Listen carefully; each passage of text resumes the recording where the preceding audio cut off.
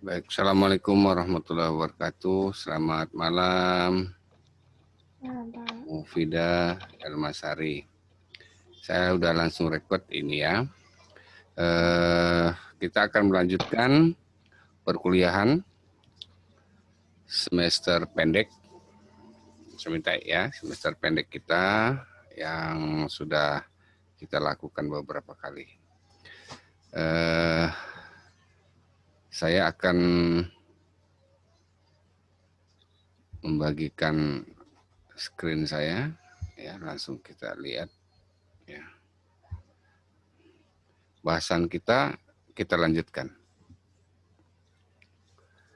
Melanjutkan bahasan kemarin ya, Mufidah ya. Oke. Tuh.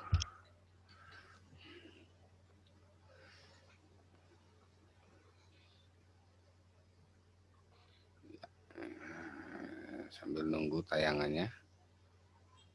Oke. Kelihatan ya, Mufidah ya, tayangannya ya. Suara saya terdengar bagus. Ya, Mufidah agak keras dikit ngomongnya. Jadi kita karena ini hanya head to head berdua. Jadi misalnya ada yang mau ditanyakan sama Mufidah, langsung saja ya.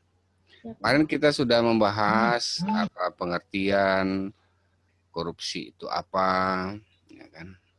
Sekarang akan kita ulas kenapa kok mata kuliahnya disebut budaya anti korupsi. Jadi kan sebenarnya korupsi itu bukan budaya, tapi sebuah perilaku buruk korupsi itu.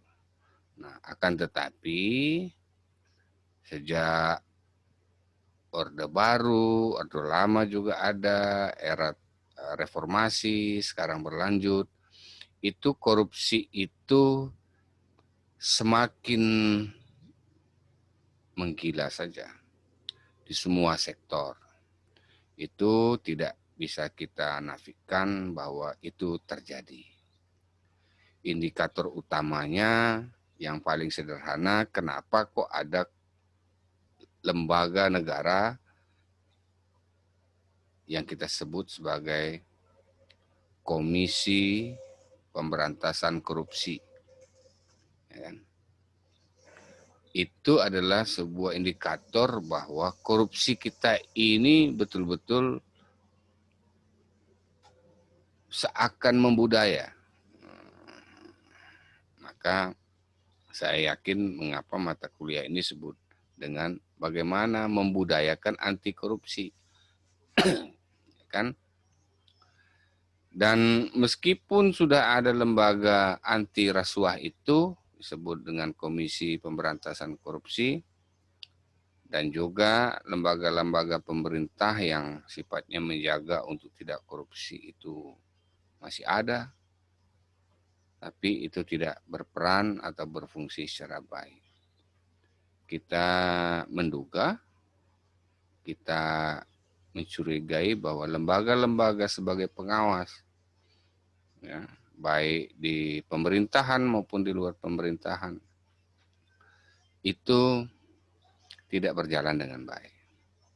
Sehingga bahkan lembaga sebesar Komisi Pemberantasan Korupsi pun tidak mampu atau bukan tidak mampu ya, tetapi tidak mudah untuk memberantas korupsi. Lembaga KPK itu dibentuk bukan hanya memberantas menangkapi koruptor, akan tetapi berfungsi juga punya peran untuk mengedukasi masyarakat, mengantisipasi masyarakat. Jadi itu sebagai dasar-dasar pemahaman kenapa kita harus mendalami, belajar lagi, mengkaji tentang budaya anti korupsi. Jadi anti korupsi itu harus dibudayakan, ya kan? Jadi dimulai dari mana membudayakannya? Itu tadi, dari merubah perilaku sejak dini, membentuk perilaku sejak dini manusia Indonesia, termasuk mahasiswa yang sekarang belajar anti korupsi.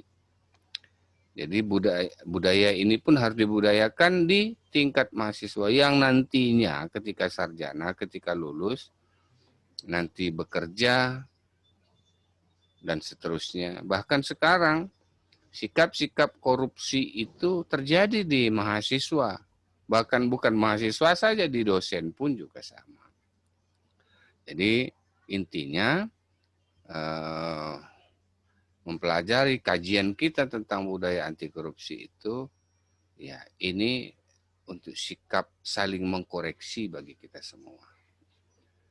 Jadi itulah kenapa ini ditulis, disebut sebagai bentuk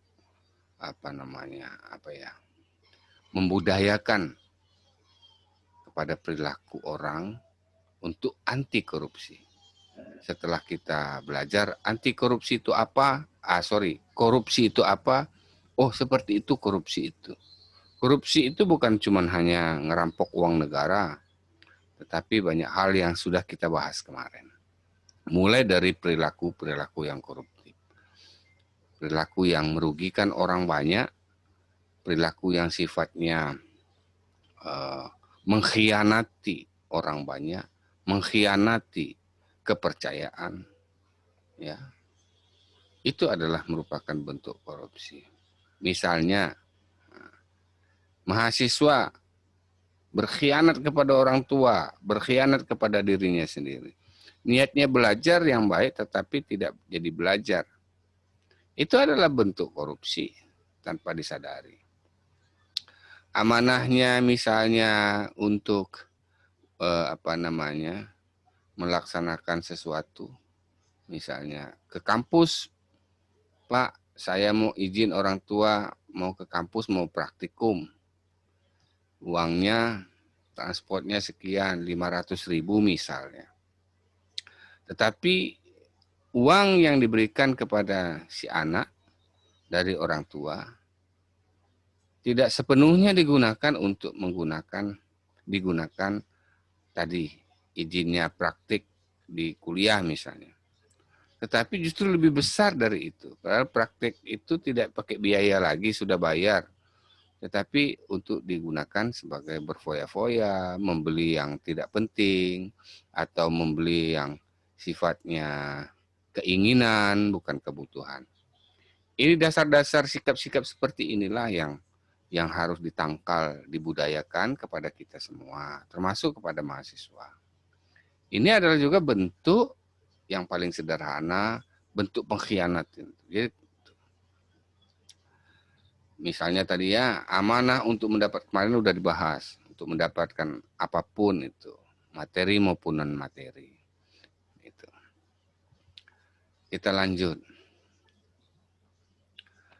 Apakah jika seseorang melakukan perselingkuhan, dia juga sudah melakukan korupsi dan pantas disebut koruptor? Ayo, itu pertanyaan. Menurut Mufidah apa kira-kira? Anda harus jawab.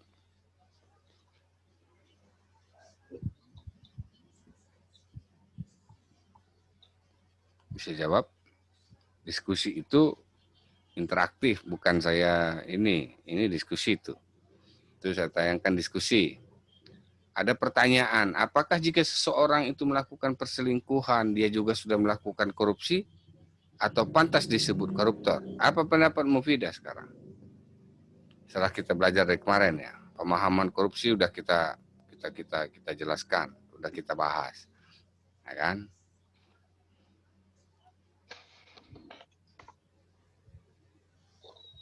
Nggak mau jawab, kita tutup pertemuan ini. Harus cari tahu dulu. Saya minta Mufidah nanti menyiapkan ini. Anda ingat-ingat nih ya. Apakah jika seseorang itu melakukan perselingkuhan, dia juga sudah melakukan korupsi dan pantas disebut dengan koruptor? Nah, pertanyaan itu kita diskusikan. Kalau tidak bisa berdiskusi dengan bahan itu, nanti berarti you nggak belajar gitu, tidak difahami itu, Mufidah. Nah, kemudian ada penyalahgunaan, kita lanjut ya, penyalahgunaan kekuasaan, abuse of power. Apakah penyalahgunaan kekuasaan, abuse of power itu juga merupakan tindakan korupsi? Ya, nanti kita bahas di diskusi berikutnya. Ya, ini bahan aja saya nyampaikan supaya nanti jangan panjang-panjang kajian kita, tetapi Anda nggak paham. Mufidah cuma hanya dengar saya, ya bukan begitu. Ya, nanti pahami dulu, belajar, baca, lihat di. Anda nggak punya bahan, jangan-jangan Mufidah. Ya, berdiskusi. Kalau berdua gini enak, lebih bisa diskusi. Ya, yang namanya perkuliahan itu bagi saya tidak hanya sekedar mendengar ceramah, tapi interaktif supaya dosen itu tahu ini dengar, tahu nggak yang disampaikan nyambung atau tidak. Nah, ini bingung. Saya ngelihat apa namanya gesturnya Mufidah ini, saya bingung melihatnya. Dia cuman hanya dengar, cuman hanya lewat, yang penting lewat, nanti lulus, tidak begitu. Ya, makanya Anda punya tugas untuk paper itu. Itu ya. Udah saya kasih tugas kemarin ya. Ya, silahkan masukkan itu. Saya juga tidak panjang-panjang, daripada you mumet, mending you baca tadi yang seperti yang saya ajukan pertanyaan. Lihat di Google, Anda jawab itu. Ya kan? Anda jelaskan itu tentang perselingkuhan itu juga sudah melakukan korupsi atau tidak. Pantas enggak orang yang berselingkuh itu disebut koruptor. Kedua poinnya, kalau menyalahgunakan kekuasaan atau dalam bahasa Inggrisnya abuse of power, itu apakah juga korupsi atau bukan? Nanti harus dijelaskan beberapa. Ya, Anda paparkan itu. Jadi tidak hanya dengarkan saya ngomong, kalau dengarkan ngomong cukup telepon aja. Halo Pak Dahro, ya saya siap dengarkan ceramah Bapak. Nah, itu. Makanya pakai Zoom begini supaya Anda bisa mengekspresikan ekspresikan gestur wajah Anda bahwa Anda paham, bahwa Anda ngerti, bahwa Anda dengar, bahwa Anda lihat persoalan ini, bahwa Anda pikirkan persoalan ini, kemudian untuk mengerti. Gitu. Jangan-jangan kita udah SP gini, Anda nggak ada yang nyantol sama sekali, kan repot. Gitu ya. Saya minta begini, besok pertemuan ketiga, Mufidah harus banyak baca dulu. Jangan itu kan, tentang korupsi itu apa, ini apa gitu ya. Jadi jangan cuma hanya nunggu ketemu saya. Itu Mufidah ya. Nah, hari ini berapa? Oke, di luar konteks sekarang. Hari ini berapa perkuliahan, Mufidah? 4. Halo? 4. Berapa? 4. 4. Yang keras ngomongnya, ngomong aja. Udah makan belum? Sudah makan belum? Udah mandi belum? Udah sholat belum? Udah. Nah, sini sama siapa yang dengar kuliah kita ini? Ada orang tuanya enggak? Ada bapaknya? Kamu di mana? Di kos atau di mana? Di rumah. Di rumah. Di mana rumahmu? Di mana? Di Jagabaya. Di mana? Jagabaya. Jagabaya. Ya, Iya. deket lah. Ya kan? Jagabaya. Ya, nanti coba supaya ada interaktif gitu ya. Coba ada semangat sedikit, Mufidah. Ya, ketemu saya harus agak cerah. Bila perlu copot kacamata itu biar ini kelihatan gestur dia, kelihatan segar. Makanya saya tanya udah makan belum, udah sholat belum, jangan-jangan belum mandi gitu kan, jadi nggak seger. Gitu. Oke gitu, Mufidah ya. Itu pertemuan kita hari ini. Pertemuan berikutnya saya minta ada semacam catatan ingatan Mufidah tentang korupsi itu. Nah, gitu ya. Jangan hanya sekedar saya yang ngasih alur gitu. Oke, saya tutup pertemuan hari ini. Biar nanti apa namanya, bisa baca dulu lah. Gitu ya. Yang lain-lainnya. Kalau ada pertanyaan nanti silahkan di lewat apa namanya,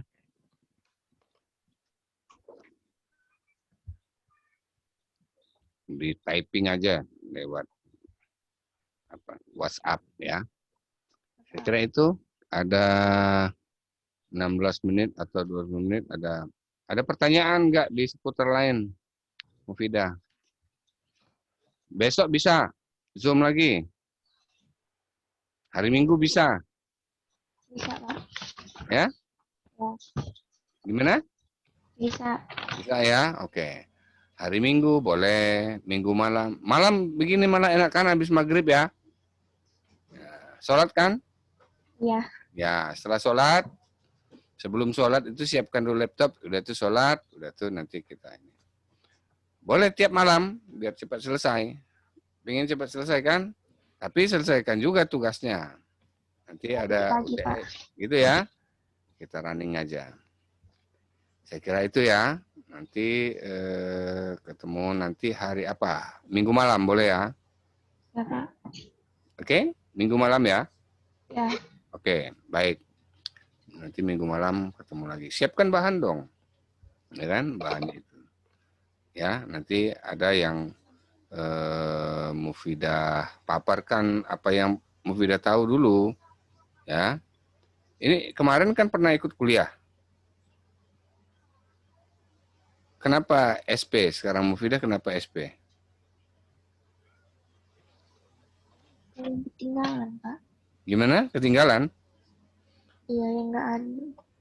Oh gitu. Baik. Jadi itu ya. Nanti besok saya kirim ininya. Ada di apa namanya di Google. Coba cari di Google. Ada tuh bahan-bahan ya tentang budaya anti korupsi yang terbitan dari Dikti. Ya, diklik aja di Google. Googling aja. Hari gini harus ada bahan Mufidah. Jangan kayak zaman dulu harus apa susah buku nggak ada apa nggak ada harus ada referensi biar jangan cuma hanya. Jadi begini biasakan begini Mufidah. Misalnya kita mau menghadapi apa kita juga harus siap jangan cuma hanya dengar saja. Misalnya begini Mufidah besok kita mau makan ya disiapkanlah ada piring ya kan ada nasinya walaupun yang ngajak makan itu tadi sudah siap piring apa itu. Jadi jangan siap makan cuman hanya mangap mulut saja. Saya siap buka mulut saya, bukan begitu. Paham nggak maksud saya Mufidah? Ya. Ya kan? Yuk kita belajar apa besok, membahas apa gitu. Setidaknya ada catatan. Oh, saya mau tanya inilah sama Pak Dahro gitu. Ini nggak ada kan? Kan? Coba saya ditampar, ditinju, dicolok mata saya tentang apa anti korupsi ini apa pertanyaan yang pedas-pedas gitu boleh gitu. Jadi jangan kayak nggak siap. Bapak ini mau ngomong tentang korupsi, saya udah siap nih saya mau tanya apa gitu. Ini enggak, ya kan? Mufidah ya? Enggak enak kuliah kita kalau cuma hanya ini aja. Saya nggak terbiasa begitu. Ya, Anda tanya saya siapkan 10 atau 25 pertanyaan besok ya pada saat hari Minggu malam ya. Gitu ya. Minggu malam. Selain Anda nanti menjelaskan pertemuan kita menjelaskan korupsi itu apa, berarti korupsi itu apa, kemudian apakah selingkuh itu masuk di korupsi bukan, gitu kan. Terus abuse of power penyalahgunaan kekuasaan itu korupsi atau bukan, gitu. Nanti coba saya mau dengar penjelasan Anda, paparan Anda 10 menit ya selama pertemuan itu. Malam Senin ya, setelah sholat maghrib. Ya, Pak. Oke, Mufidah, diingat-ingat ya, ingatkan saya juga. Ya. Oke, itu terima kasih pertemuan hari ini. Salam buat keluarga semua sama Bapak Ibu di rumah. Assalamualaikum warahmatullahi wabarakatuh.